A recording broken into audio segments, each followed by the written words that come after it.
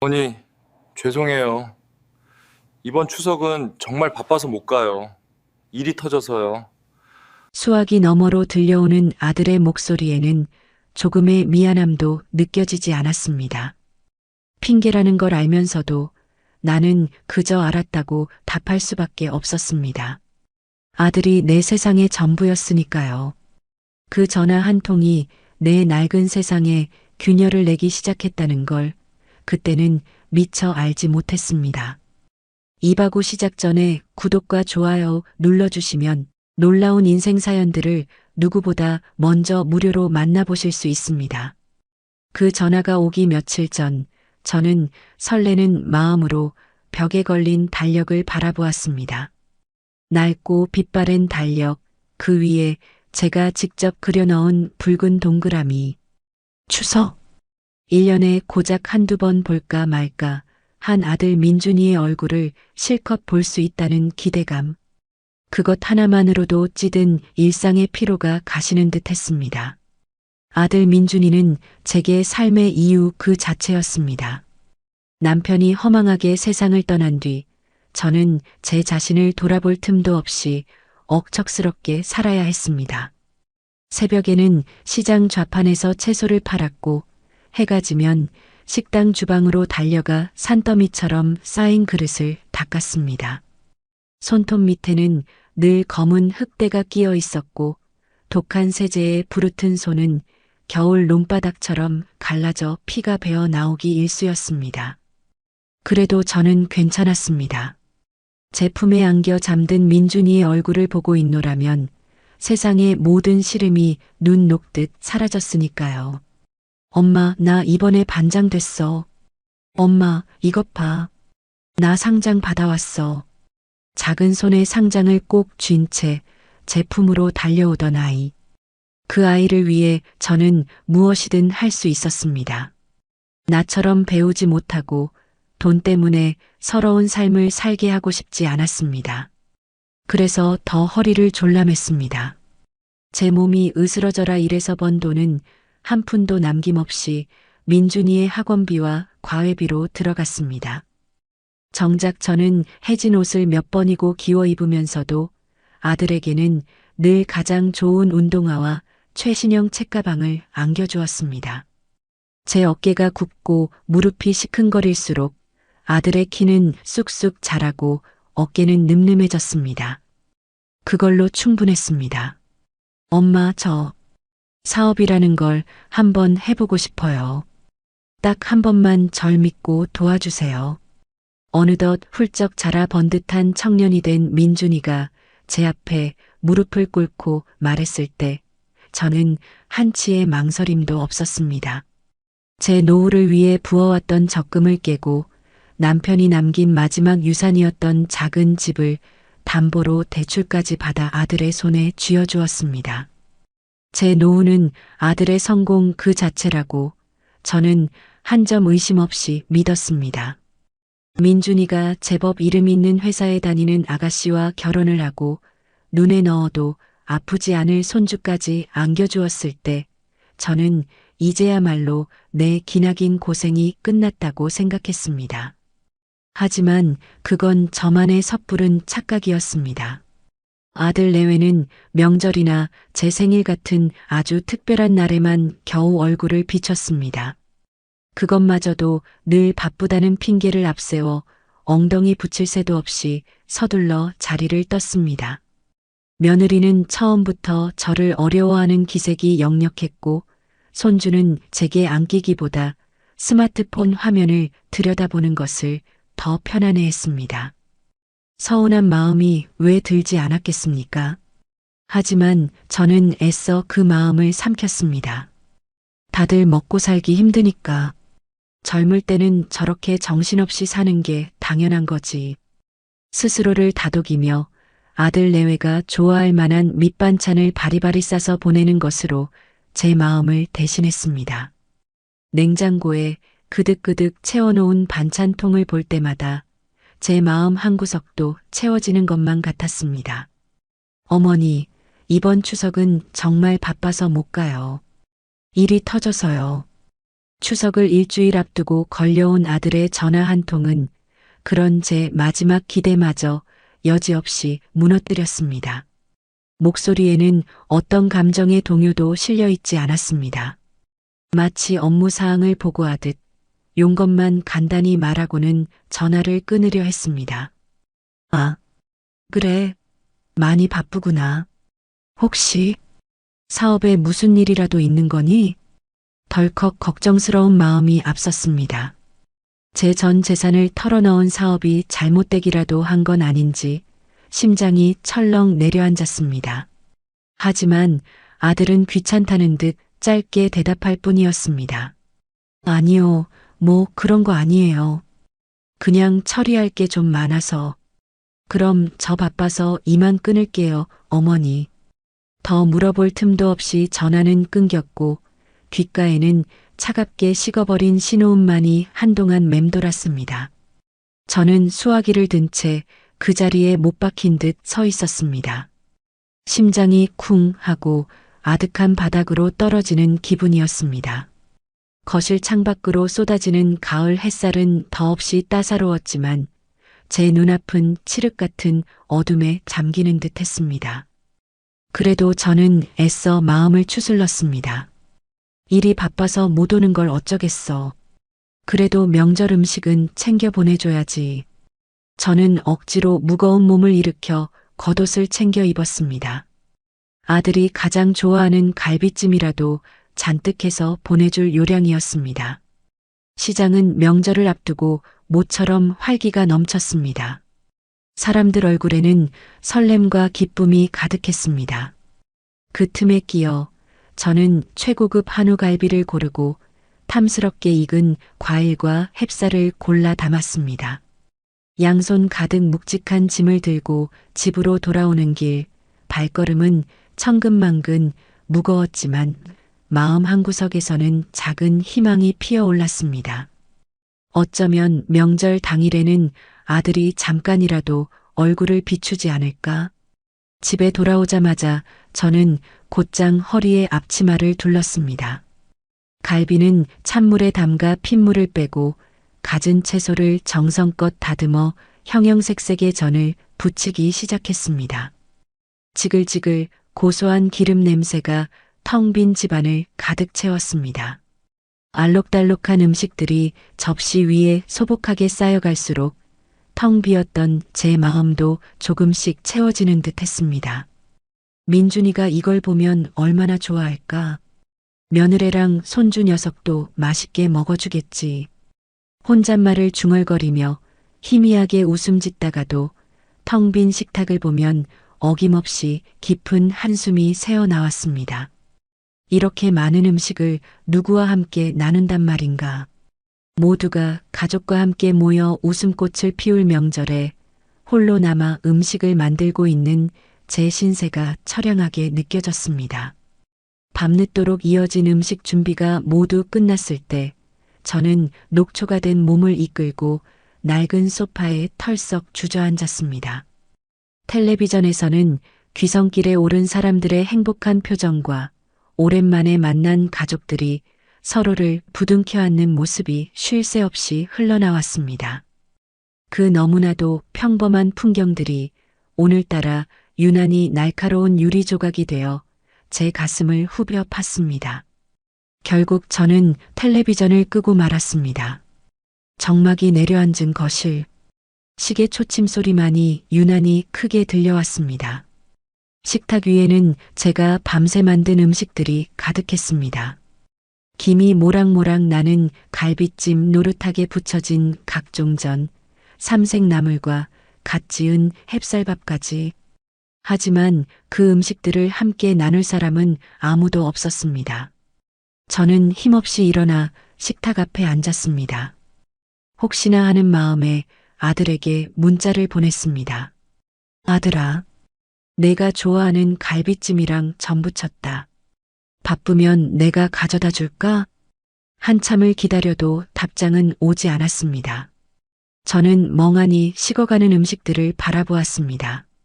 아들을 위해 평생을 바쳤는데 결국 제 곁에 남은 것은 이 차가운 음식들과 지독한 외로움뿐이었습니다.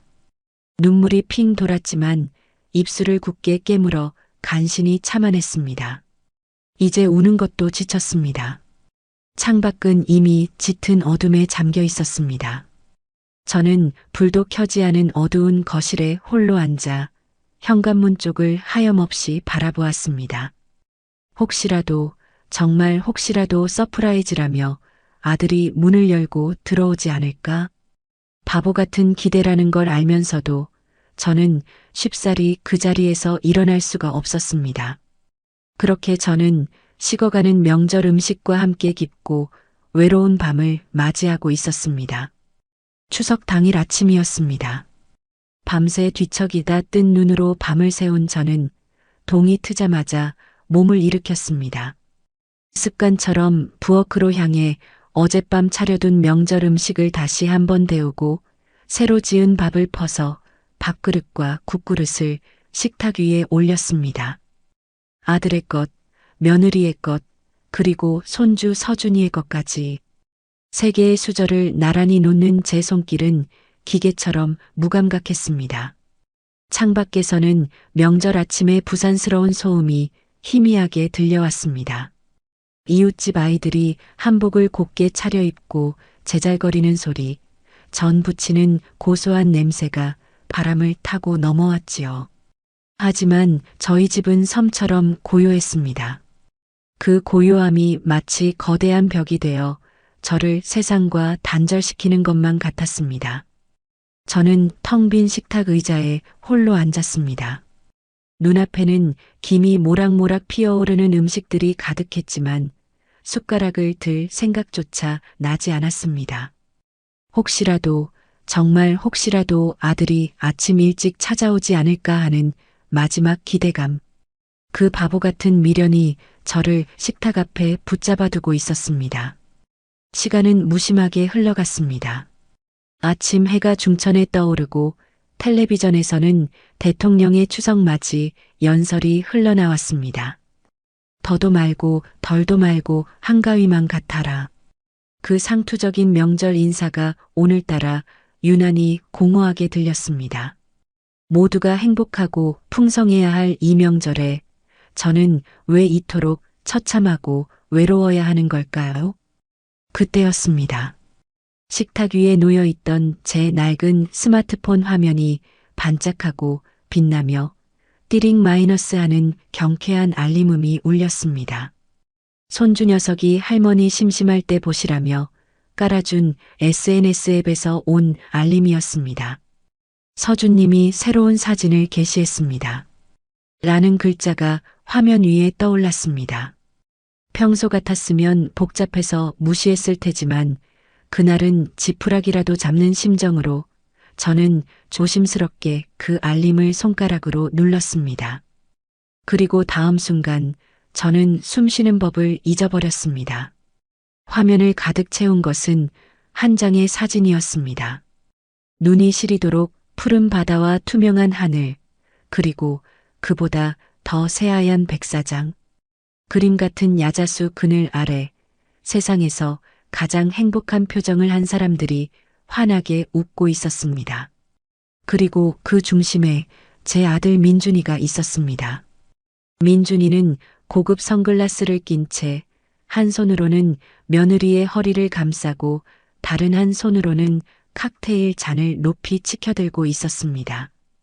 그 옆에는 제 손주 서준이가 모래성을 쌓으며 해맑게 웃고 있었고 그 반대편에는 저와는 단 한 번도 저런 다정한 모습으로 사진을 찍어준 적 없는 사돈 내외가 만족스러운 미소를 띤 채 나란히 서 있었습니다.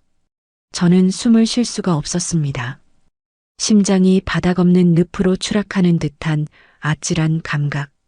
사진 밑에 달린 짧은 글귀가 흐릿한 시야 속으로 잔인하게 파고들었습니다. 몰디브에서 보내는 행복한 추석 아침, 가족여행, 힐링, 사랑하는 우리 가족. 추석 아침, 가족여행. 단어 하나하나가 날카로운 유리 조각이 되어 제 심장을 후벼 팠습니다. 사업 때문에 바쁘다던 아들이었습니다. 일이 터져서 정신이 없다던 아들이었지요. 그런데 지금 제 눈앞에 있는 것은 이 추석 아침에 세상 모든 행복을 다 가진 듯한 표정으로 처가 식구들과 가족여행을 즐기고 있는 아들의 모습이었습니다. 저에게는 단 한 번도 보여준 적 없는 저렇게 편안하고 환한 웃음을 말입니다. 손에서 힘이 풀리며 스마트폰이 툭 하고 식탁 위로 떨어졌습니다. 숟가락과 부딪히며 쨍하는 날카로운 소리를 냈지만 저는 그것을 알아챌 경황도 없었습니다. 머릿속이 새하얗게 비어버린 것 같았습니다. 아무런 생각도 할 수 없었습니다. 그저 온몸의 피가 역류하여 차갑게 식어가는 끔찍한 감각만이 온몸을 지배할 뿐이었습니다. 아닐 거야. 이건 뭔가 잘못된 거야. 작년에 찍은 사진일 수도 있잖아. 저는 마지막 남은 이성의 끈을 붙잡고 애써 스스로를 설득했습니다. 하지만 사진 속 서준이가 입고 있는 옷은 제가 바로 지난달에 생일 선물로 사준 바로 그 옷이었습니다. 며느리가 들고 있는 가방 역시 올해 신상이라며 잡지에서 본 기억이 생생했습니다.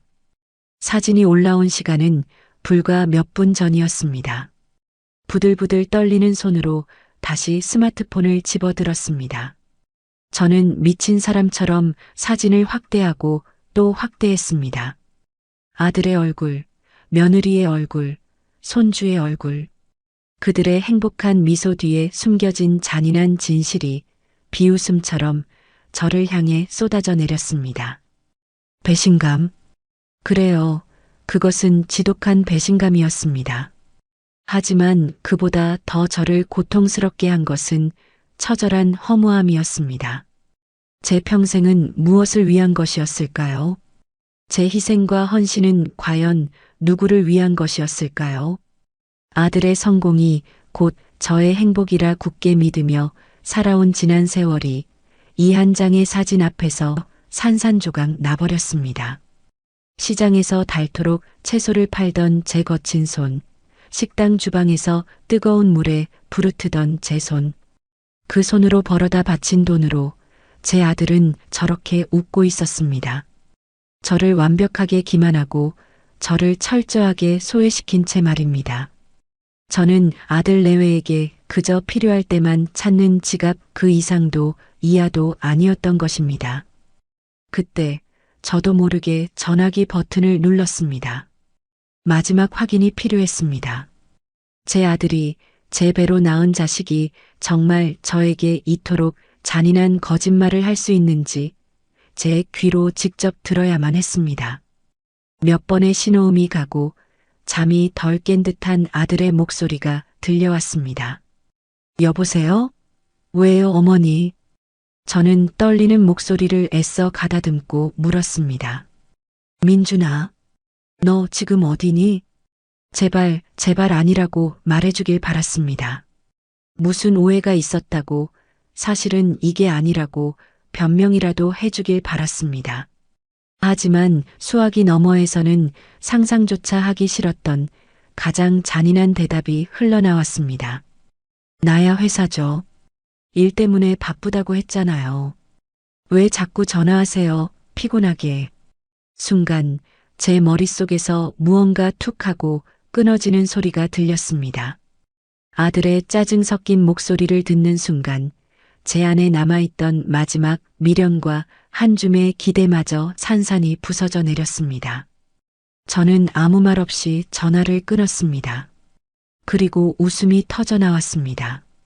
처음에는 희미한 실수였지만 이내 참을 수 없는 광기 어린 웃음으로 변해갔습니다. 하하, 하하하.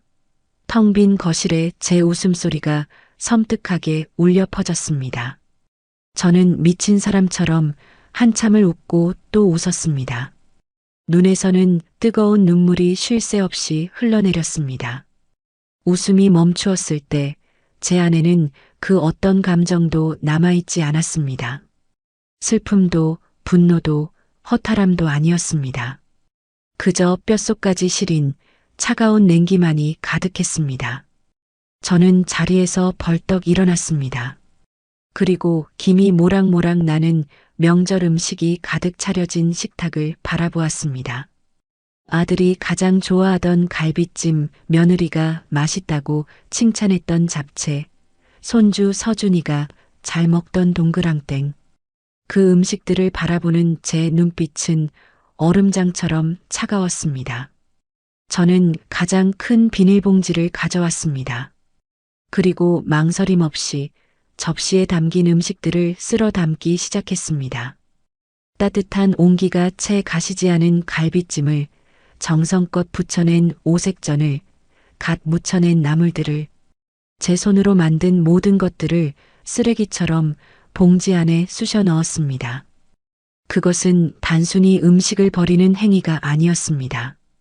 제 지난 세월, 제 어리석었던 희생과 맹목적인 사랑에 대한 장례식이었습니다.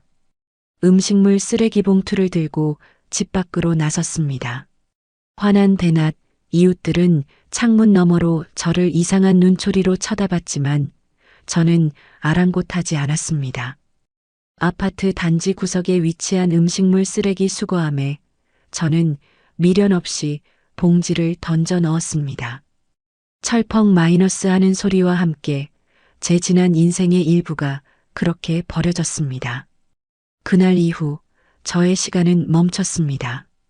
추석 연휴가 어떻게 지나갔는지 기억나지 않습니다. 텔레비전에서는 여전히 명절의 끝자락을 즐기는 사람들의 모습이 흘러나왔지만 제 귀에는 아무 소리도 들리지 않았습니다.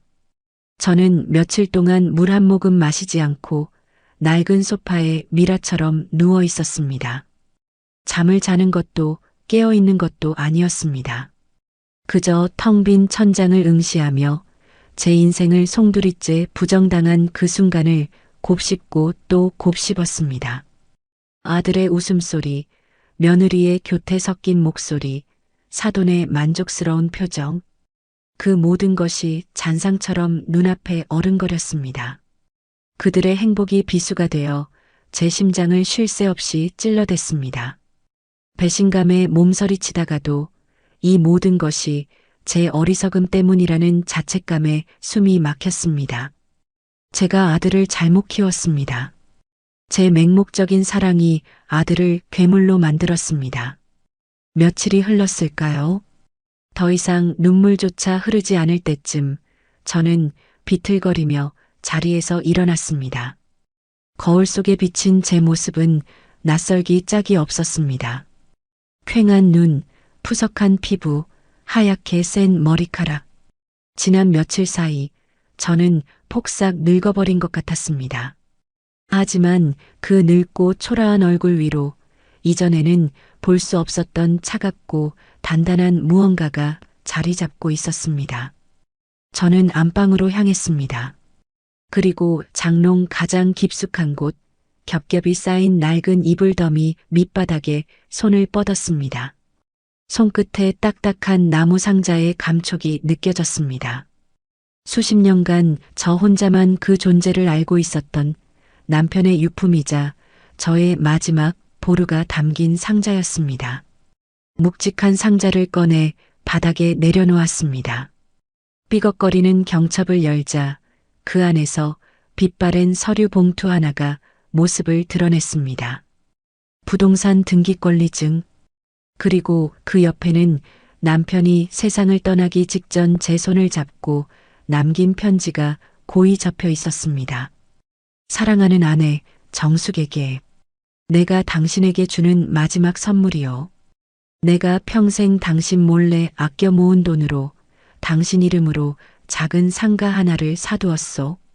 민준이에게는 절대 말하지 마시오. 이건 오롯이 당신 것이니 아들을 위해 쓰지 말고 부디 당신 자신을 위해 써주시오. 당신은 충분히 희생했고 충분히 사랑했소. 이제는 당신의 인생을 사시오.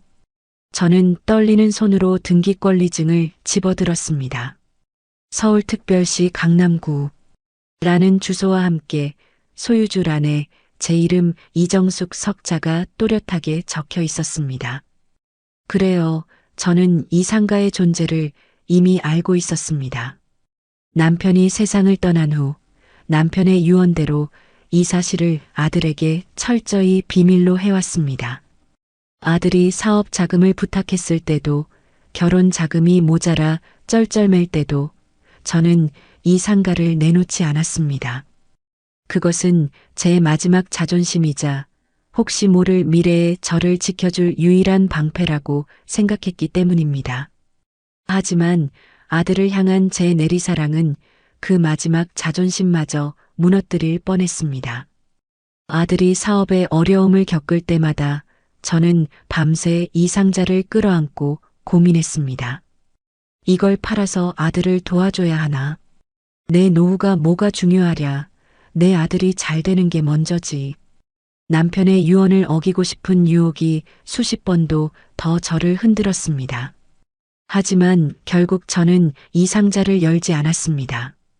아들이 스스로의 힘으로 일어서길 바라는 마지막 믿음 때문이었습니다. 제 도움이 아들에게 오히려 독이 될 수도 있다는 막연한 불안감 때문이었지요. 그리고 그 마지막 믿음과 불안감이 결국 오늘 저를 구원한 것입니다.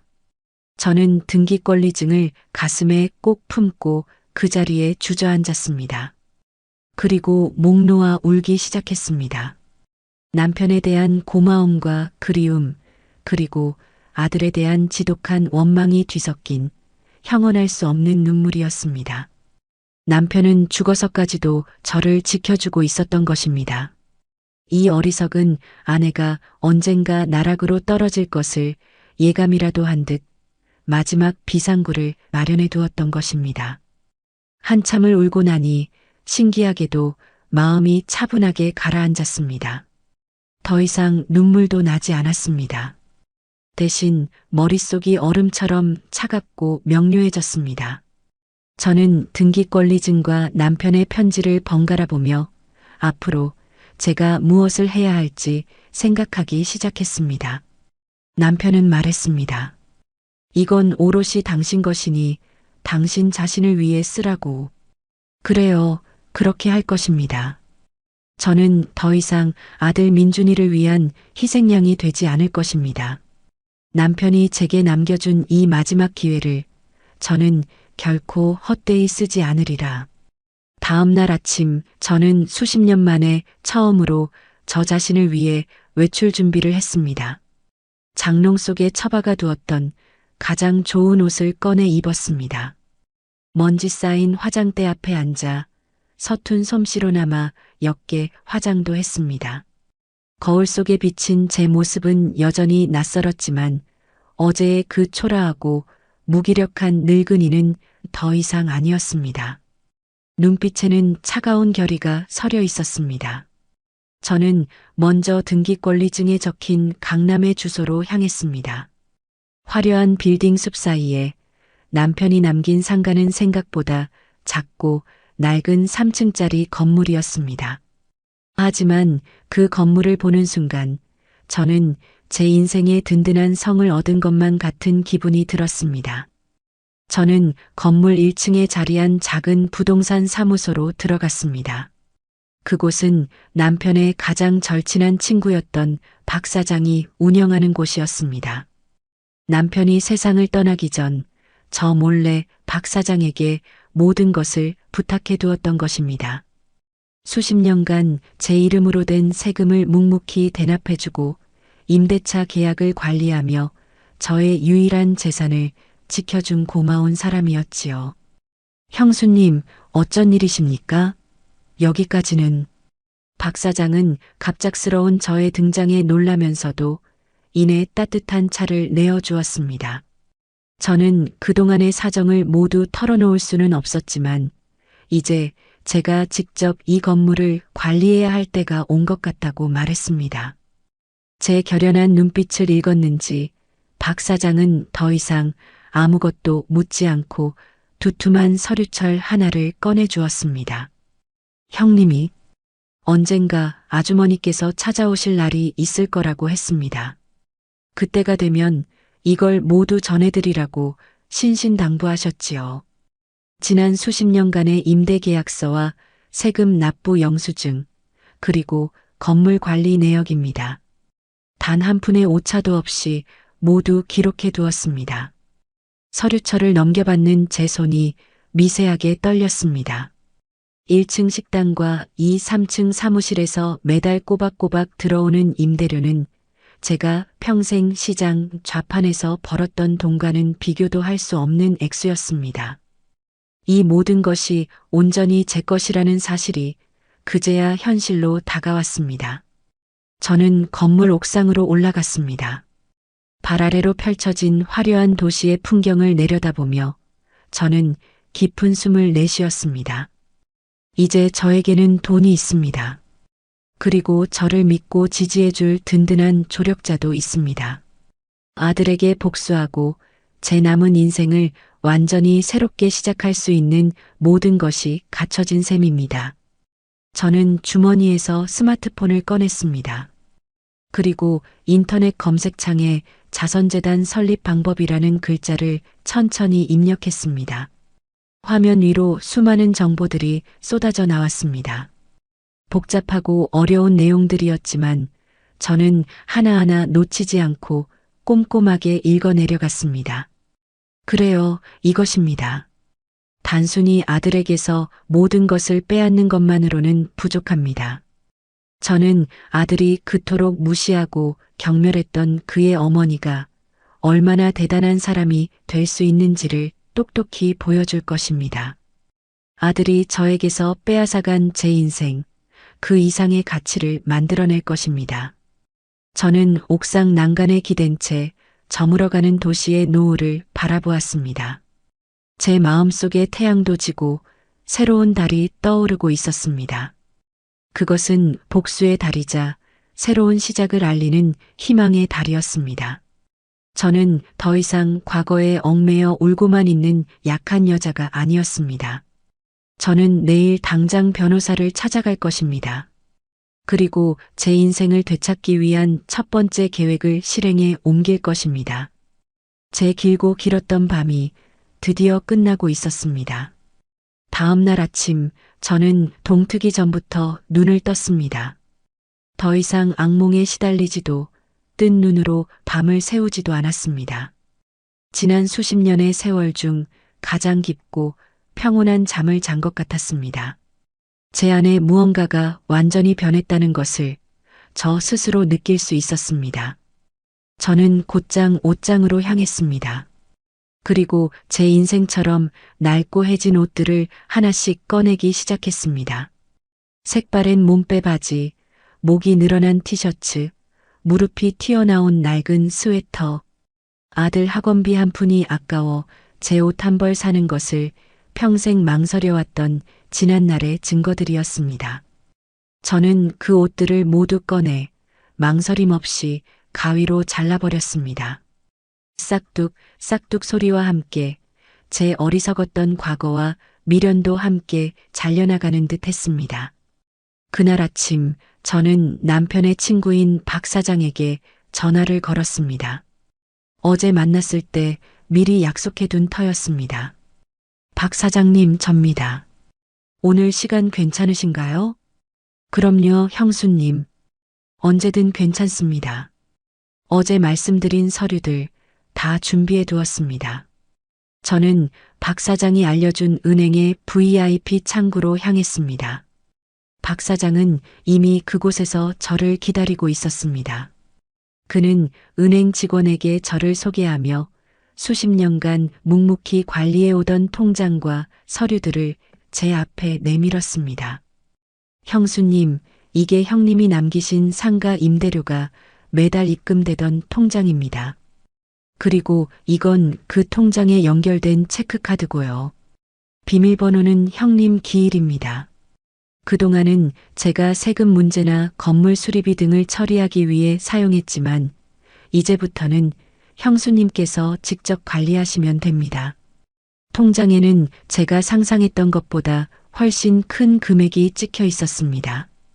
매달 꼬박꼬박 쌓인 임대료가 단 한 푼의 인출도 없이 그대로 누적되어 있었던 것입니다. 제 손에 처음으로 쥐어진 제 이름이 새겨진 카드. 저는 그 카드를 손에 꼭 쥐었습니다.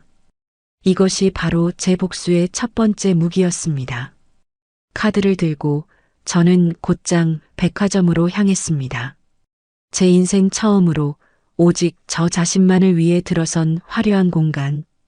이전 같았으면 감히 들어설 엄두도 내지 못했을 그곳에서 저는 조금도 위축되지 않았습니다. 저는 가장 고급스러운 매장으로 들어가 제 몸에 꼭 맞는 세련된 정장 한 벌을 골랐습니다. 부드러운 감촉의 실크 블라우스와 단정한 검은색 스커트, 그리고 굽이 낮은 가죽 구두까지. 점원은 제 행색을 위아래로 훑어보며 의아한 표정을 지었지만 제가 망설임 없이 방금 받은 카드를 내밀자 금세 태도를 바꾸어 깍듯하게 저를 대했습니다. 저는 새로 산 옷으로 갈아입고 곧장 미용실로 향했습니다. 하얗게 센 머리카락을 단정하게 자르고 품위 있게 손질했습니다. 모든 준비를 마친 제 모습이 거울 속에 비쳤을 때 저는 완전히 다른 사람이 되어 있었습니다. 더 이상 세상에 주눅든 불쌍한 늙은이가 아니었습니다. 차갑지만 품위 있고 슬픔을 감췄지만 누구보다 강인한 의지를 품은 한 사람. 저는 거울 속의 저에게 나지막이 속삭였습니다. 이제 시작이야, 정수가. 첫 번째 목적지는 제가 인터넷으로 미리 알아둔 서초동의 한법률 사무소였습니다. 젊지만 눈빛이 총명해 보이는 변호사가 저를 맞았습니다. 어머님, 전화로 상담 예약하신 분 맞으시지요? 어떤 일로 오셨습니까? 저는 변호사 맞은편에 앉아 조금의 망설임도 없이 말했습니다. 유언장을 새로 작성하고 싶어서 왔습니다. 공증까지 완벽하게 받고 싶어요. 변호사는 제 단호한 말투에 조금 놀란 듯 했지만 이내 직업적인 미소를 띠며 고개를 끄덕였습니다. 네, 물론입니다. 기존 유언장이 있으십니까? 아니면 새로 작성하시는 겁니까? 새로 작성하는 겁니다. 이전 것은 제 손으로 찢어버렸으니 이제 아무 효력도 없을 테지요. 제 말에 변호사의 눈이 살짝 커졌습니다. 그는 조심스럽게 물었습니다. 실례지만 재산 상속은 어떻게 배분할 생각이십니까? 자제분은 어떻게 되시는지요? 아들 하나 있습니다. 하지만 그 아이에게는 단 한 푼도 남겨줄 생각이 없습니다. 제 목소리는 얼음장처럼 차가웠습니다. 변호사는 잠시 말을 잃었습니다. 수많은 상속 분쟁을 다뤄왔을 그였지만 저처럼 단호한 경우는 처음이었는지 당황한 기색이 역력했습니다. 어머님, 혹시 아드님과 무슨 일이 있으셨는지는 모르겠습니다만 유류분이라는 것이 있습니다. 법적으로 자녀에게 돌아가야 할 최소한의 몫이지요. 아드님께서 나중에 소송을 제기하면 저는 변호사의 말을 잘랐습니다. 알고 있습니다. 그래서 오늘 변호사님을 찾아온 겁니다. 제 모든 재산을 아들이 유류분 청구조차 할 수 없는 방식으로 처분하고 싶습니다. 제 사후가 아니라 제가 살아있는 동안에요. 이제 변호사의 표정은 놀라움을 넘어 경외감 비슷한 것으로 바뀌어 있었습니다. 그는 자세를 고쳐 앉고는 진지한 목소리로 물었습니다. 어머님께서 원하시는 게 정확히 무엇인지 구체적으로 말씀해 주시겠습니까? 제 명의로 된 상가 건물에 비영리 자선단체를 설립해 직접 운영하고 싶습니다. 저는 가방에서 강남 상가 건물의 등기권리증과 박 사장에게 받은 통장을 꺼내 테이블 위에 올려놓았습니다. 변호사의 눈이 휘둥그레졌습니다.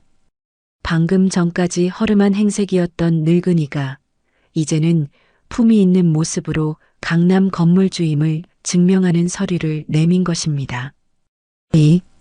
이게 모두 어머님 재산이라고요? 그렇습니다.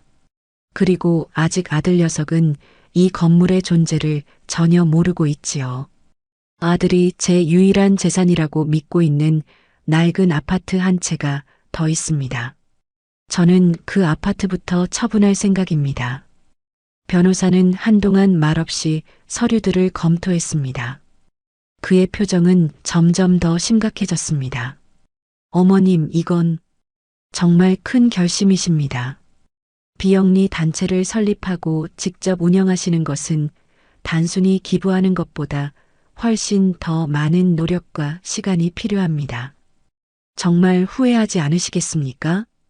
저는 창밖을 바라보며 나지막이 대답했습니다. 후회는 저 아이가 하게 될 겁니다. 저는 제 인생을 되찾는 것뿐이니 후회할 것도 없지요. 변호사님께서는 제가 법적으로 흠잡을 데 없이 가장 빠르고 확실하게 제 뜻을 이룰 수 있도록 도와주시기만 하면 됩니다. 제 눈빛에서 결코 되돌릴 수 없는 의지를 읽었는지 변호사는 더 이상 제 결심을 만류하지 않았습니다. 대신 그는 전문가로서 제가 해야 할 일들을 차근차근 설명해 주기 시작했습니다. 비영리 단체 설립을 위한 정관 작성, 임원 구성, 그리고 아들의 유류분 청구를 원천적으로 차단하기 위한 법적 장치들까지. 그의 설명을 들으며 제 머릿속의 복수는 점점 더 구체적인 형태를 갖추어 갔습니다. 법률사무소에서 나온 저는 곧장 제가 살고 있는 아파트 근처의 부동산 중개업소로 향했습니다. 금매라고 쓰인 낡은 간판이 눈에 들어왔습니다. 어서 오세요, 손님. 어떤 일로? 중개인은 스마트폰 게임에 열중하다가 저를 보고는 마지못해 고개를 들었습니다. 저는 제 아파트 주소를 말하며 단도직입적으로 물었습니다. 이 아파트를 팔려고 내놓으려고 합니다. 최대한 빨리 처분하고 싶으니 시세보다 조금 싸게 내놓아 주십시오. 중개인은 제 행색과 말투를 번갈아 보며 의아한 표정을 지었습니다. 사모님 댁 말입니까? 글쎄요, 요즘 경기가 안 좋아서. 그래도 워낙 오래된 아파트라 큰 돈은 못 받습니다. 그런데 갑자기 집은 왜? 어디 더 좋은 데라도 이사 가시려고요? 그건 신경 쓰실 것 없습니다. 그냥 가장 빨리 사겠다는 사람이 나타나도록 잘 부탁드립니다. 제 단호한 태도에 중개인은 더 이상 캐묻지 않고 컴퓨터로 시세를 조회하기 시작했습니다. 그가 제시한 금액은 제 생각보다 훨씬 적은 액수였습니다. 하지만 저는 조금도 개의치 않았습니다.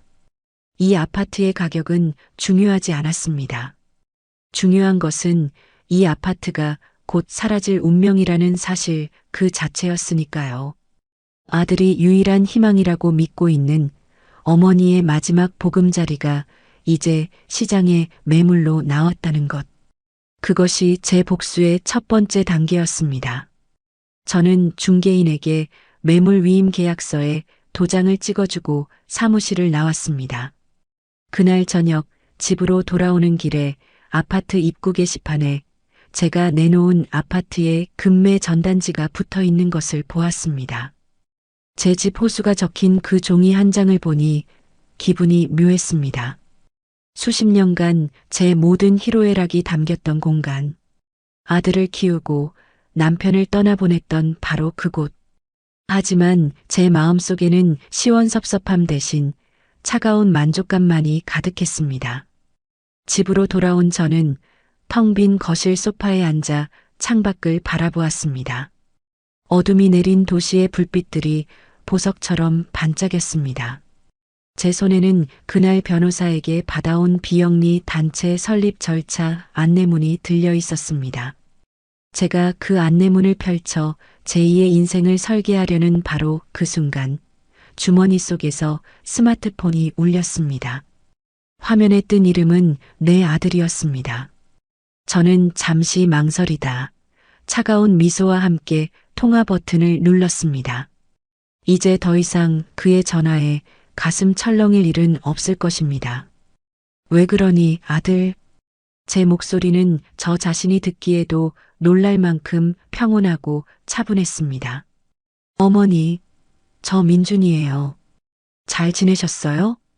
수화기 너머에서는 아무 일도 없었다는 듯 유쾌하고 살가운 아들의 목소리가 흘러나왔습니다. 그 목소리에는 일말의 죄책감이나 미안함도 묻어있지 않았습니다. 마치 제게 끔찍한 상처를 준 사람이 아니라 세상에서 가장 효심 깊은 아들이라도 되는 것처럼 말입니다. 그래, 별일 없다. 다행이네요. 제가 지난주에 급한 출장이 잡혀서요. 해외에 잠깐 나갔다 왔거든요. 아, 정말 정신없이 바빴습니다. 그래도 틈틈이 어머니 생각 많이 했어요. 저는 아무 말 없이 아들의 뻔뻔한 거짓말을 듣고 있었습니다.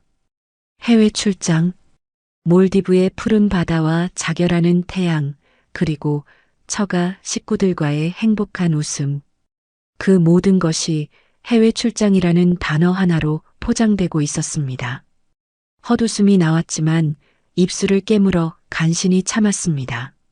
그래서 이번 주말에 아내랑 서준이 데리고 잠깐 들를게요. 어머니 얼굴도 뵙고 맛있는 것도 좀 사가겠습니다. 왜 대답이 없으세요, 어머니? 혹시 주말에 약속 있으세요? 저는 잠시 침묵하다 나지막이 대답했습니다. 아니다. 와라. 전화를 끊고 저는 창밖을 바라보았습니다. 제 마음속에서는 그 어떤 기대나 설렘도 피어오르지 않았습니다. 저는 이미 알고 있었습니다. 아들이 저를 찾아오는 진짜 이유를. 이것은 저에게 주어진 마지막 시험이었습니다. 제 아들이 과연 구제불능의 괴물인지 아니면 아직 한 줌의 양심이라도 남아있는 인간인지를 확인해야 할 마지막 관문. 약속한 주말 오후 현관문 초인종이 울렸습니다. 인터폰 화면에는 명품 옷을 잔뜩 차려입은 아들 내외와 그 뒤에 숨어 뚱한 표정을 짓고 있는 손주 서준이의 모습이 보였습니다. 저는 아무런 표정 변화 없이 문을 열어주었습니다. 어머니, 저희 왔어요. 아이고, 집이 왜 이렇게 썰렁해요? 아들은 마치 제 집인 양 거실로 성큼성큼 들어서며 너스레를 떨었습니다. 며느리는 제 손에 고급 과일 바구니 하나를 건네며 위아래로 저를 훑어보았습니다. 어머님, 그동안 무슨 일 있으셨어요? 얼굴이 반쪽이 되셨네. 옷차림도 그렇고 꼭 딴 사람 같아요. 며느리의 목소리에는 걱정보다 호기심과 경계심이 더 짙게 배어 있었습니다. 저는 며느리의 시선을 피하지 않고 똑바로 마주보며 덤덤하게 말했습니다. 나이 들면 다 그런 거란다. 제 짧은 대답에 며느리는 잠시 할 말을 잃은 듯 입술을 달싹였습니다. 거실 소파에 자리를 잡고 앉아 저는 아무것도 내어주지 않았습니다. 예전 같았으면 아들이 오기 전부터 그가 좋아하는 식혜나 수정과 하다못해 시원한 보리차라도 미리 끓여두었을 테지만 이제는 그러고 싶은 마음이 조금도 들지 않았습니다. 어머니, 그런데 집이 왜 이렇게 휑해요? 반찬 냄새도 하나도 안 나고 꼭 이사갈 집 같아요. 아들은 어색한 분위기를 무마하려는 듯 일부러 과장된 몸짓으로 주위를 두리번거렸습니다. 저는 아무 말 없이 아들을 바라보았습니다. 제 시선이 부담스러웠는지 아들은 헛기침을 하며 본론을 꺼내기 시작했습니다. 어머니, 사실 제가 오늘 찾아뵌 건 다름이 아니라 좀 부탁드릴 게 있어서요. 올 것이 왔구나. 저는 속으로 냉소를 머금었습니다. 이번에 제가 추진하는 사업이 아주 중요한 단계에 접어들었거든요. 투자만 제대로 받으면 정말 대박이 날 수 있는 아이템입니다. 그런데 지금 당장 자금이 조금 부족해서요. 어머니께서 이번 한 번만 더 도와주시면 제가 정말 크게 성공해서 몇 배, 몇십 배로 갚겠습니다. 네, 제 아시잖아요. 저 아무거나 붙잡고 이러는 놈 아닌 거. 아들은 비굴할 정도로 허리를 숙이며 제 손을 잡으려 했습니다. 저는 조용히 손을 뒤로 빼 그가 제 몸에 손끝 하나 대지 못하게 했습니다. 그리고는 가장 차갑고 무미건조한 목소리로 입을 열었습니다. 그래서 얼마가 필요한데? 제 질문에 아들의 얼굴이 환하게 밝아졌습니다. 그는 이때다 싶어 손가락 5개를 활짝 펴 보였습니다. 5억이면 됩니다. 그것만 있으면. 저는 아들의 말을 중간에 잘랐습니다. 없다.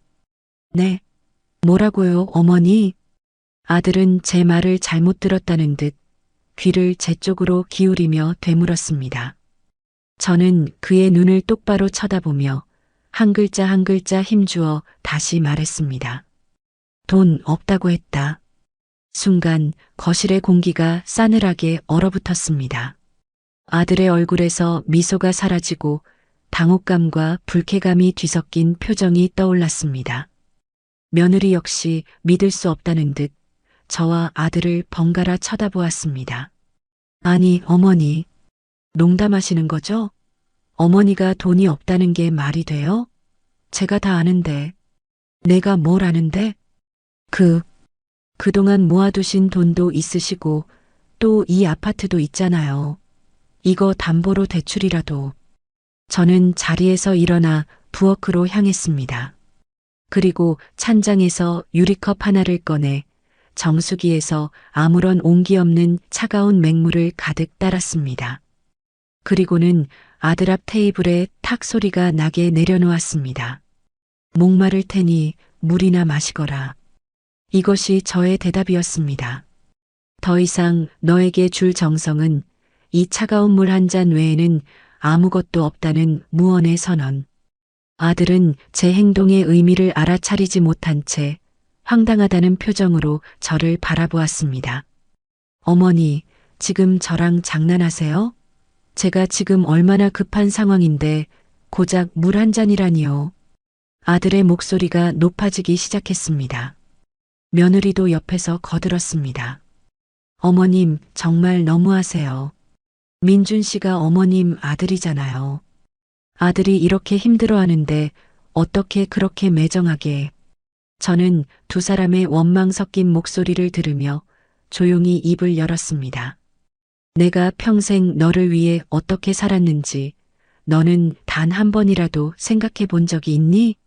네. 그게 지금 무슨. 시장에서 좌판을 깔고 식당 주방에서 그릇을 닦으며 내 학비를 댔다. 내 옷 한 벌 사입지 않고 내 몸 아픈 것 돌보지 않고 오직 내 성공만을 위해 내 모든 것을 바쳤다. 그런데 너는 나에게 뭘 해주었지? 어머니, 갑자기 옛날 이야기는 왜 꺼내세요? 제가 지금 돈이 급하다니까요. 아들은 제 말을 끝까지 들을 생각조차 없었습니다. 그의 머릿속에는 오직 돈 생각뿐이었습니다. 그 순간 저는 깨달았습니다. 제 아들은 더 이상 제가 아는 그 아이가 아니라는 것을. 제 희생과 사랑을 거름 삼아 오직 자신의 이기심과 탐욕만을 키워온 괴물이 되어버렸다는 것을. 저는 자리에서 일어섰습니다. 그리고 현관문을 가리키며 말했습니다. 돌아가거라. 그리고 다시는 돈 부탁할 생각으로 나를 찾아오지 마라. 너에게 줄 돈은 이제 단 한 푼도 없다. 어머니. 아들이 소리쳤지만 저는 돌아보지 않았습니다. 제 마음속에 남아있던 마지막 미련과 연민의 불씨가 완전히 꺼져버렸기 때문입니다. 아들 내외는 분을 이기지 못하고 온갖 불평을 쏟아내며 집을 나섰습니다. 쾅! 하고 현관문이 닫히는 소리가 마치 제 과거와의 완전한 단절을 알리는 신호탄처럼 들렸습니다. 저는 텅 빈 거실에 홀로 서서 창밖으로 멀어지는 그들의 뒷모습을 가만히 지켜보았습니다. 그들은 끝까지 자신들이 무엇을 잘못했는지 깨닫지 못할 것입니다. 어머니가 왜 변했는지 이해하려 하지도 않을 것입니다. 그저 자신들의 탐욕을 채워주지 않는 저를 원망하고 미워하겠지요. 그래요, 그걸로 충분했습니다. 이제 저는 확신할 수 있었습니다. 제 복수는 정당하며 제 결심은 결코 틀리지 않았다는 것을. 저는 테이블 위에 놓인 차가운 물 잔을 들어 남김없이 마셨습니다. 얼음장 같은 냉기가 제 식도를 타고 흘러내려 뜨겁게 타오르던 심장을 차분하게 식혀주었습니다. 그때 주머니 속에서 스마트폰이 작게 진동했습니다. 부동산 중개인에게서 온 문자 메시지였습니다. 사모님, 내놓으신 아파트에 관심 있다는 분이 나타났습니다. 이번 주말에 집을 한번 보고 싶어 하십니다. 저는 그 문자를 보고 희미하게 미소 지었습니다. 모든 것이 이제 제가 그린 그림대로 완벽하게 흘러가고 있었습니다. 복수의 두 번째 단계가 막 시작되려 하고 있었습니다. 그날 이후 제 하루는 완전히 달라졌습니다. 더 이상 텅 빈 집에서 아들의 전화만을 기다리며 무기력하게 하루를 보내지 않았습니다. 저는 매일 아침 일찍 일어나 변호사 사무실과 구청, 그리고 강남의 상가 건물을 오가며 제2의 인생을 설계하기 시작했습니다. 박 사장과 변호사는 저의 든든한 조력자가 되어 주었습니다. 부동산에 내놓은 아파트는 급매로 내놓은 덕분인지 얼마 지나지 않아 사겠다는 사람이 나타났습니다. 아들 내외가 마지막으로 찾아왔던 바로 그 주말, 말끔한 차림의 젊은 부부가 집을 보러 왔습니다. 그들은 집 안 구석구석을 둘러보며 만족스러운 표정을 지었습니다. 집이 오래되긴 했지만 햇볕도 잘 들고 구조도 좋네요. 저희 신혼집으로 딱 좋을 것 같아요. 젊은 아내의 들뜬 목소리를 들으며 저는 묘한 기분에 휩싸였습니다.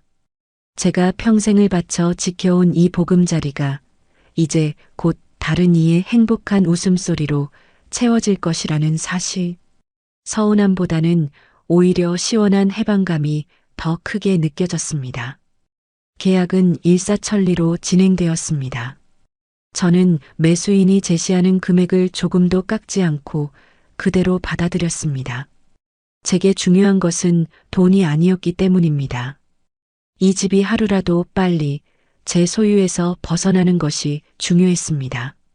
마침내 잔금을 치르고 등기 이전까지 모두 마친 날 저는 제 통장에 찍힌 수억 원의 돈을 가만히 내려다보았습니다. 제 평생 한 번도 만져본 적 없는 큰 돈이었습니다. 하지만 제 마음은 이상할 정도로 차분했습니다. 이 돈은 더 이상 저의 것이 아니었기 때문입니다. 저는 곧장 변호사 사무실로 향했습니다. 그리고 그에게 아파트 매각 대금 전액이 담긴 통장을 내밀었습니다. 변호사님, 이 돈을 제가 지정하는 곳에 기부하고 싶습니다. 변호사는 제 결심을 이미 알고 있었다는 듯 담담하게 고개를 끄덕였습니다. 어디로 보내길 원하십니까, 어머님? 아들을 장가 보내고 난 뒤부터 틈틈이 봉사활동을 다녔던 고아원입니다. 다 키운 아들이 떠나고 난 빈자리의 허전함을 그곳 아이들의 웃음소리로 채우곤 했지요. 제 목소리는 차분했지만 그 안에는 수십 년간 쌓아온 진심이 담겨 있었습니다. 텅 빈 집에서 홀로 시간을 보낼 때면 저는 시장에 들러 아이들이 좋아할 만한 간식을 사들고 그곳을 찾았습니다. 그곳 아이들의 해맑은 눈을 보며 세상 모든 아이들이 제 손주처럼 귀하다는 것을 새삼 깨닫곤 했습니다. 언젠가 형편이 나아지면 꼭 저 아이들을 위해 무언가 해주고 싶다고 다짐했었지요. 그 약속을 이제야 지킬 수 있게 된 것입니다. 그 고아원에 제 이름이 아닌 제 남편의 이름 김현수로 기부해 주십시오. 하늘에 있는 그 사람도 분명 기뻐할 겁니다. 변호사는 제 뜻에 따라 모든 절차를 신속하게 처리해 주었습니다. 며칠 뒤 제 손에는 기부자 김현수라고 선명하게 적힌 기부금 영수증 한 장이 들려 있었습니다. 아파트 매각 대금 전액이 고아원에 전달되었다는 증거였습니다. 저는 그 영수증을 품에 안고 홀로 그 고아원을 찾아갔습니다. 여전히 낡고 허름했지만 아이들의 해맑은 웃음소리로 가득한 곳. 저는 멀리서 아이들이 노는 모습을 한참 동안 지켜보았습니다. 제 기부금으로 아이들이 더 따뜻한 겨울을 나고 더 맛있는 음식을 먹게 될 거라는 생각에 제 마음속 응어리가 조금은 풀어지는 듯 했습니다. 제 인생 처음으로 돈으로 누군가를 도울 수 있다는 사실에 가슴 벅찬 평온함을 느꼈습니다. 그 시각 아들 민준이는 강남의 화려한 술집에서 친구들과 어울려 술을 마시고 있었습니다. 야, 민준아. 너 요새 무슨 좋은 일 있냐? 얼굴이 아주 폈네, 폈어. 뭐 그냥 그렇지. 세상 사는 게 다 그런 거 아니겠냐? 민준이는 친구들의 부러움 섞인 시선을 즐기며 보란 듯이 값비싼 양주를 주문했습니다. 그의 머릿속에는 며칠 전 찾아갔던 어머니의 차가운 모습은 이미 사라진 지 오래였습니다. 늙으면 다 고집만 세진다더니 자기 아들이 이렇게 힘들어하는데 돈 몇 푼 아까워서 벌벌 떨기는. 두고 보셔. 내가 어떻게 성공하는지. 그때 가서 후회해도 소용없을 테니. 민준이는 어머니가 곧 마음을 바꿀 것이라 굳게 믿고 있었습니다. 평생 자신을 위해 모든 것을 바쳤던 어머니였으니까 이번에도 결국 자신의 부탁을 들어줄 것이라고 그는 한치의 의심도 하지 않았습니다. 고아원에서 돌아온 저는 곧장 정숙 재단 설립 준비에 박차를 가했습니다. 변호사와 박 사장의 도움을 받아 비영리 단체 설립을 위한 정관을 작성하고 함께 일할 임원들을 물색하기 시작했습니다. 저의 진심 어린 계획을 들은 몇몇 지인들이 기꺼이 동참 의사를 밝혀왔습니다. 강남의 상가 건물은 리모델링에 들어갔습니다. 1층 식당은 계약 기간이 끝나는 대로 저소득층 어르신들과 결식아동들을 위한 무료 급식소로 바뀔 예정이었습니다. 2층과 3층의 사무실은 재단 운영을 위한 공간과 법률 및 심리 상담이 필요한 사람들을 위한 쉼터로 꾸며질 것이었습니다. 하루하루가 어떻게 지나가는지 모를 정도로 바빴습니다. 평생 누군가를 위해 희생만 해왔던 제가 이제는 온전히 제 의지로 제 이름으로 무언가를 만들어가고 있었습니다. 몸은 고됐지만 마음은 날아갈 듯 가벼웠습니다. 이것이 바로 살아있다는 느낌이구나.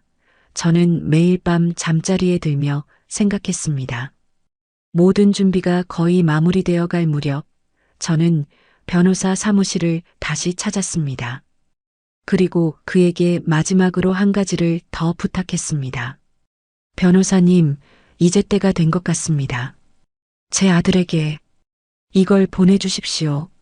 제가 건넨 것은 두툼한 서류 봉투였습니다. 그 안에는 제가 새로 작성하고 공증까지 마친 유언장 사본과 함께 상속 재산 포기 각서가 동봉되어 있었습니다. 유언장의 내용은 간단했습니다. 나 정숙의 모든 재산은 사회에 환원하며 아들 민준에게는 단 한 푼의 유산도 남기지 않는다.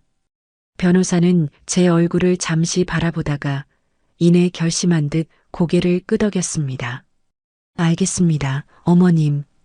내용 증명으로 가장 확실하게 전달하도록 하겠습니다. 그리고 한 가지 더.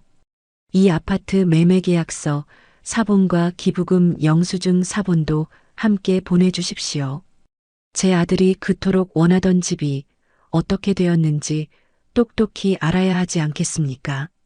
저는 싸늘한 미소와 함께 품속에 간직하고 있던 기부금 영수증 사본을 꺼내 변호사에게 건넸습니다. 며칠 뒤 민준이는 자신의 사무실에서 우편물 하나를 받게 될 것입니다. 법률사무소의 이름이 선명하게 박힌 두툼한 대봉투. 아무 생각 없이 그 봉투를 뜯어본 순간 그의 인생이 송두리째 무너지게 되리라는 것을 그는 꿈에도 상상하지 못하고 있었습니다. 저는 그날 저녁 리모델링이 한창인 강남의 상가 건물 앞에 서 있었습니다. 정숙 재단이라는 이름이 새겨질 자리. 저는 그곳을 한참 동안 바라보며 조용히 속삭였습니다. 여보, 보고 있지요?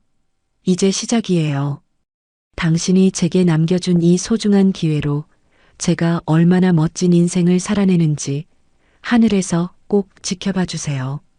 차가운 밤바람이 제 뺨을 스쳤지만 제 마음은 그 어느 때보다 뜨겁게 타오르고 있었습니다. 복수의 서막이 드디어 올랐습니다. 며칠 뒤 쾌청한 가을 하늘 아래 저는 새로 리모델링한 강남 상가 건물 옥상에 서 있었습니다. 차가운 바람이 제 뺨을 스쳤지만 제 마음은 그 어느 때보다 평온했습니다. 정숙재단이라는 이름이 새겨진 간판이 햇살을 받아 반짝이고 있었습니다.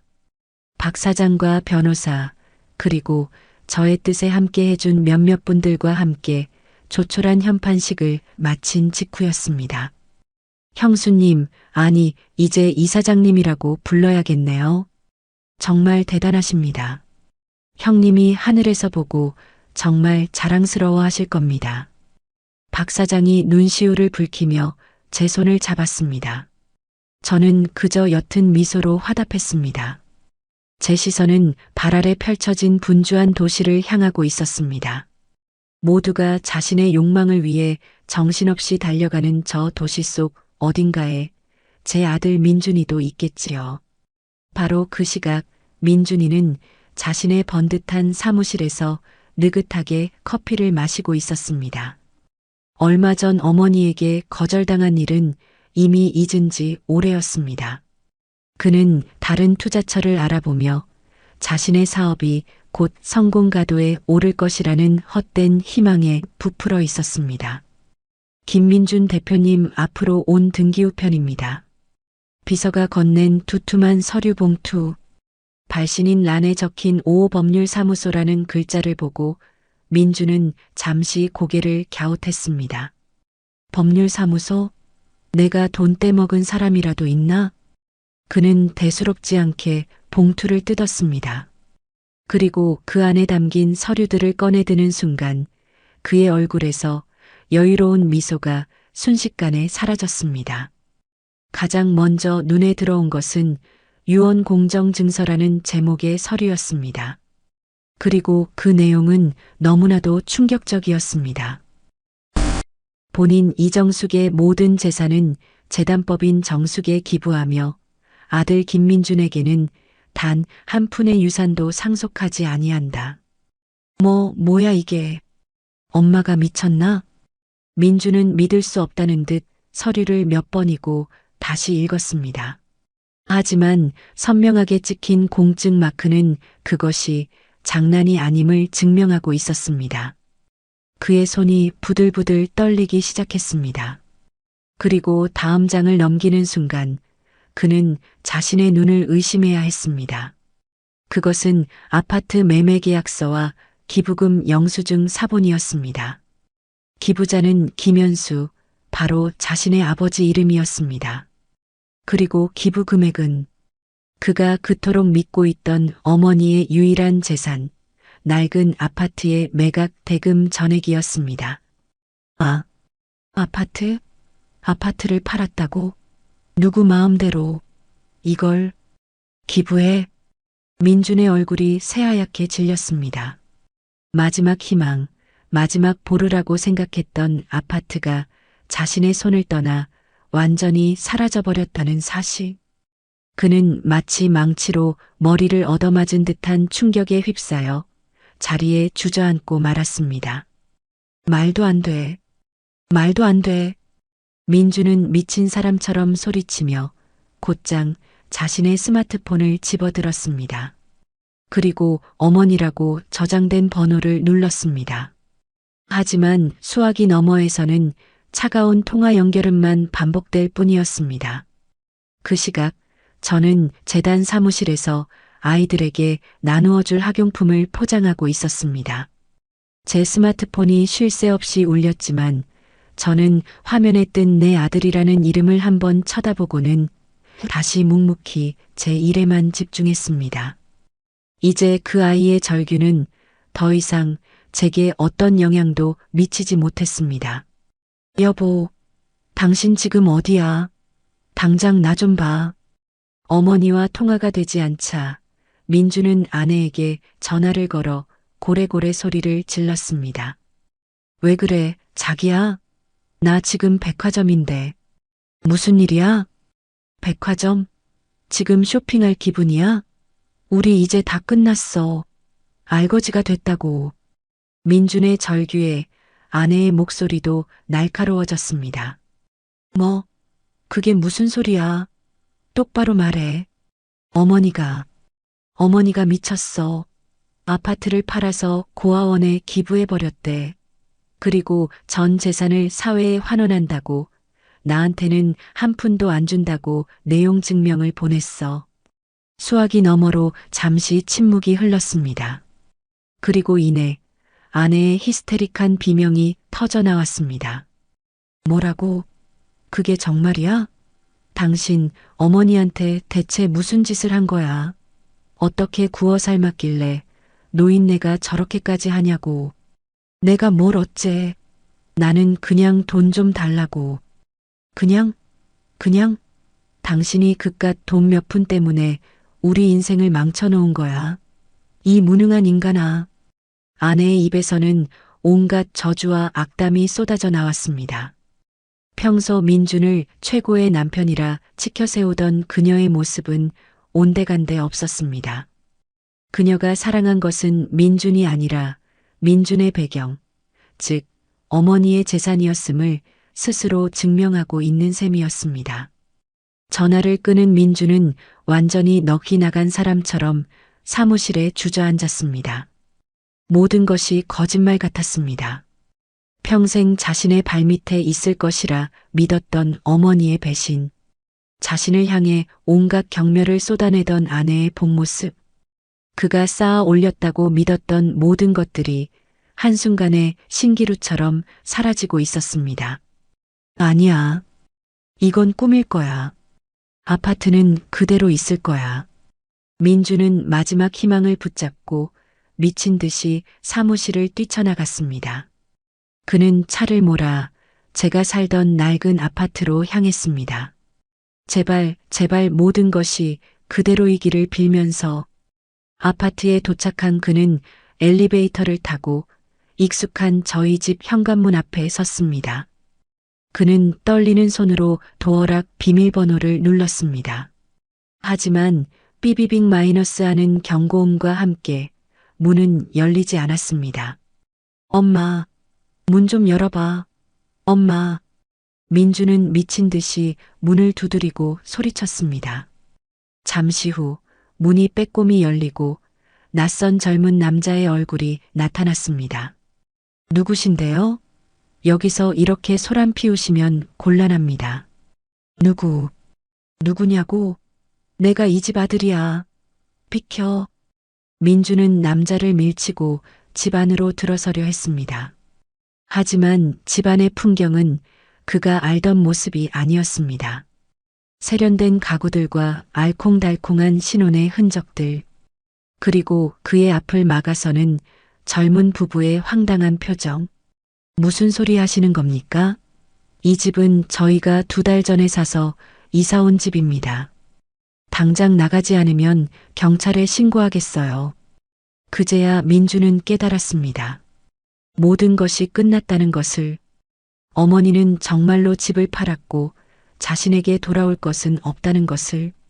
그는 힘없이 무릎을 꿇고 주저앉았습니다. 그의 귓가에는 아무것도 들리지 않았습니다. 저는 그날 저녁 박 사장과 변호사, 그리고 새로 꾸려진 재단 이사들과 함께 조촐한 식사를 했습니다. 리모델링이 끝난 상가 건물 1층, 이제 곧 무료 급식소로 문을 열게 될 그 공간에서였습니다. 이사장님, 앞으로 하실 일이 더 많으실 겁니다. 힘드시겠지만 저희가 끝까지 돕겠습니다. 변호사의 말에 저는 그저 잔을 들어 보였습니다. 창밖으로 보이는 강남의 화려한 야경. 저는 그 불빛들을 바라보며 조용히 제 복수의 다음 단계를 그리고 있었습니다. 제 인생을 되찾기 위한 진짜 싸움은 이제부터였습니다. 그로부터 몇 달이 흘렀습니다. 차가운 겨울바람이 옷깃을 여미게 만들던 어느 날 강남의 정숙재단 건물 앞은 이른 아침부터 수많은 취재진과 축하객들로 북적였습니다. 바로 재단의 공식 출범식이 열리는 날이었습니다. 단상 위에 선 저는 이전에 입던 낡은 옷 대신 품위 있는 정장을 차려입고 있었습니다. 그 시각 민주는 예전의 절반 크기도 안 되는 작은 아파트에서 아내와 격렬하게 다투고 있었습니다. 내용 증명을 받은 이후 그의 삶은 서서히 무너져 내렸습니다.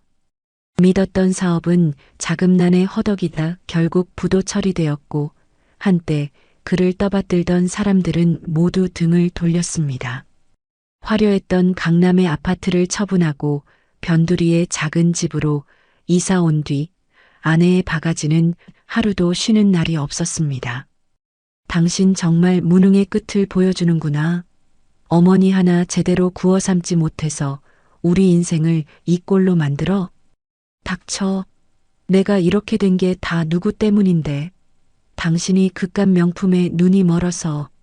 서로를 향한 비난과 원망 속에서 그들의 관계는 이미 돌이킬 수 없는 지경에 이르러 있었습니다.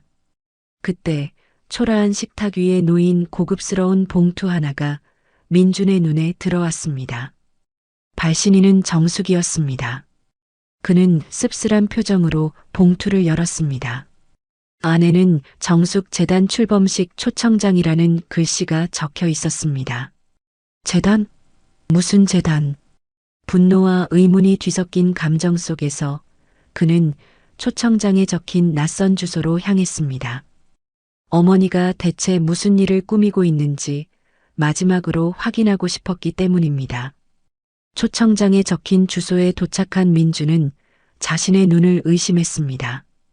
그곳에는 그가 한 번도 본 적 없는 눈부시게 화려한 현대식 건물이 서 있었던 것입니다. 건물 정중앙에는 정숙재단이라는 간판이 위풍당당하게 빛나고 있었습니다. 그는 내가 주소를 잘못 찾아왔나? 생각하며 어리둥절한 표정으로 건물 안으로 들어섰습니다. 그는 수많은 인파 속으로 마치 죄인처럼 고개를 숙인 채 들어섰습니다. 화려한 행사장 한가운데 수많은 사람들에게 둘러싸여 환하게 웃고 있는 어머니의 모습, 평생 시장 좌판에 앉아있던 초라한 어머니가 아니었습니다. 한 기업의 회장처럼 기품과 위엄이 넘치는 이정숙 이사장이 서 있었습니다. 민주는 그 모습을 멀리서 바라보며 자신이 얼마나 어리석고 작은 존재였는지를 깨달았습니다.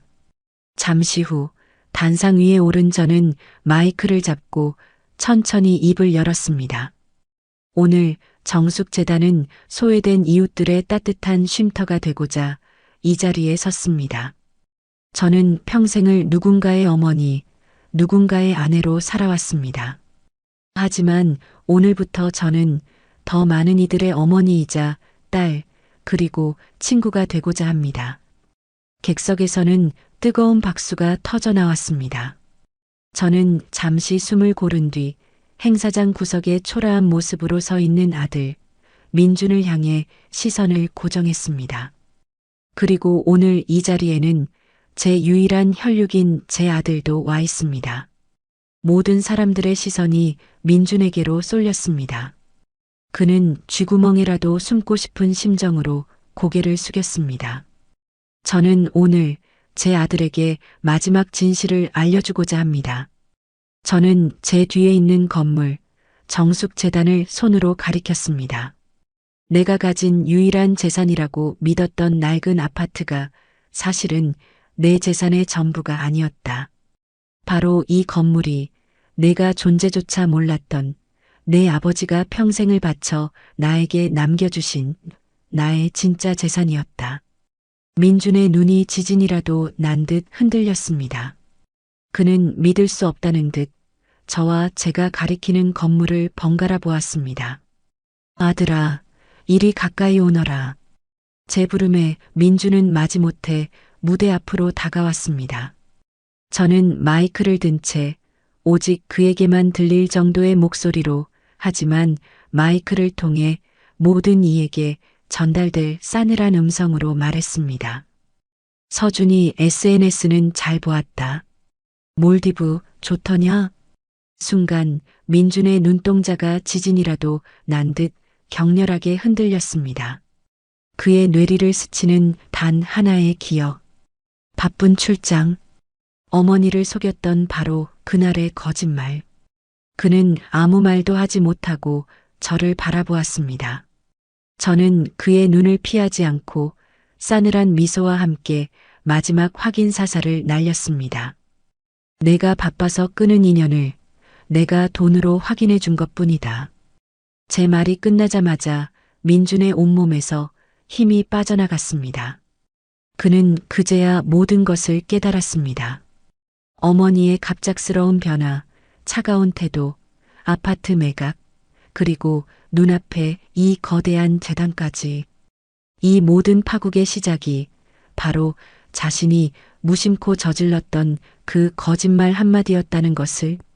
그는 그 자리에 털썩 주저앉아 땅바닥을 주먹으로 내리치며 짐승처럼 울부짖기 시작했습니다.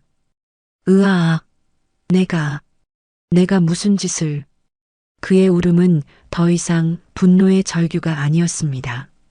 자신의 어리석음과 탐욕에 대한 처절한 후회, 어머니를 챙기지 않은 것에 대한 뼈저린 자책이었습니다. 자신이 발로 차버린 것이 단순한 돈이 아니라 어머니의 마지막 사랑과 신뢰였다는 것을 그는 이제야 깨달은 것입니다. 출범식이 끝나고 저는 홀로 옥상 정원에 서 있었습니다. 어느새 다가온 민준이 제 뒤에서 조용히 무릎을 꿇었습니다. 그는 차마 제 얼굴을 보지 못하고 고개를 숙인 채 떨리는 목소리로 말했습니다. 어머니, 제가 다 잘못했습니다. 저는 사람도 아니었습니다. 제발 저를 용서하지 마세요. 대신 제가 평생 어머니에게 진 빚을 갚으며 살 수 있도록 기회를 한 번만 주십시오. 그의 목소리에는 그 어떤 거짓이나 가식도 없었습니다. 저는 천천히 몸을 돌려 눈물범벅이 된 아들의 얼굴을 가만히 내려다보았습니다. 제 마음속에서 수십 년간 저를 짓눌러왔던 분노와 슬픔의 응어리가 천천히 녹아내리는 것을 느꼈습니다. 일어서거라. 제 말에 민주는 고개를 들었습니다. 나에게 용서를 구하지 마라. 대신 내 자신의 삶으로 증명해 보이거라. 내가 정말 다른 사람이 될 수 있는지를. 저는 그에게 재단의 일을 맡기지 않았습니다. 돈을 쥐어주지도 않았습니다. 대신 저는 그가 자신의 힘으로 다시 일어서도록 그저 멀리서 지켜보기만 했습니다. 그것이 제가 아들에게 줄 수 있는 마지막 사랑이자 가장 완벽한 복수였습니다. 몇 년 후 정숙재단은 대한민국을 대표하는 자선단체로 성장했습니다. 저는 수많은 사람들의 존경을 받으며 제2의 인생을 활기차게 살아갔습니다. 민주는 작은 회사에 취직해 월급의 일부를 쪼개 매달 재단에 익명으로 기부하며 자신의 죗값을 치르고 있었습니다. 어느 봄날 저는 남편의 묘를 찾았습니다. 따스한 봄 햇살 아래 저는 묘비 옆에 나란히 돋아난 작은 새싹을 보았습니다. 어쩌면 저 새싹이 제 아들 민준의 새로운 삶일지도 모른다고 생각했습니다. 여보, 나 잘했지요? 이제 더 이상 외롭지도 슬프지도 않아요. 당신 덕분에 나는 내 인생의 주인이 되었어요. 고마워요. 정말 고마워요. 따스한 봄 햇살 아래 제 얼굴 위로 한 줄기 눈물이 흘러내렸습니다. 하지만 그것은 더 이상 슬픔의 눈물이 아니었습니다. 제 길고 길었던 겨울이 끝나고 마침내 찾아온 따뜻한 봄을 알리는 행복의 눈물이었습니다. 오늘의 이바구는 여기까지입니다. 너희가 바빠서 끄는 인연을 내가 돈으로 확인해 준 것뿐이다. 주인공 정숙의 마지막 한마디가 유독 가슴을 파고드는 것은 어쩌면 우리 모두의 이야기일지도 모르기 때문입니다. 우리는 가장 가깝다는 이유로 가장 소중한 사람들에게 얼마나 많은 상처를 주고받으며 살아가고 있을까요? 지금 이 순간 사랑하는 가족에게 따뜻한 전화 한 통 해보는 것은 어떨까요? 여러분의 삶에 작은 변화를 만드는 이야기가 되었기를 바랍니다.